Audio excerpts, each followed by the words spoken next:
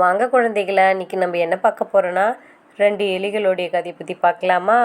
அந்த 2 எலிகள் ஒத்துமையாக இருக்கா, சண்டை போட்டுக்குதான்னு பார்த்துக்கலாமா? கதையில் போய் பார்க்கலாமா? பசி தாங்க முடியாத 2 எலிகள் இருந்துச்சான். ஒளிர்ந்திருந்து ஒரு வீட்டு சமையல் அறையில் பார்த்துச்சான். அந்த சமையல் அறைக்குள்ளே மேலே பானையில் நிறைய பால் இருப்பதை 2 எலிகளும் பார்த்துச்சான். அது உயரமாக இருக்கே, நம்ம எப்படி பாலை குடிக்க முடியும் அப்படின்னு அந்த 2 எலிகளும் ரொம்ப திண்டாடிச்சிங்களாம்.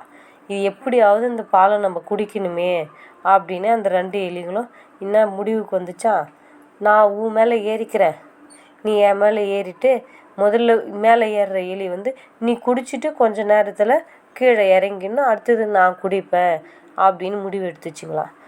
சரின்னு திட்டமிட்டு இன்னும் ஒரு எலி மேலே ஏறி பாலை குடிச்சிட்டே இருந்துச்சான். கீழே இருக்கிற எலி எவனே நிறைய பாலையும் குடிச்சிருவான் போலக்குது அப்படின்னு என்ன பண்ணிச்சேன், கத்திச்சான். கத்தன்ட்டு என்ன பண்ணிச்சான், அந்த பால் குடிக்கிற எலி அந்த பானைக்குள்ளே உள்ளே விழுந்துடுச்சான்.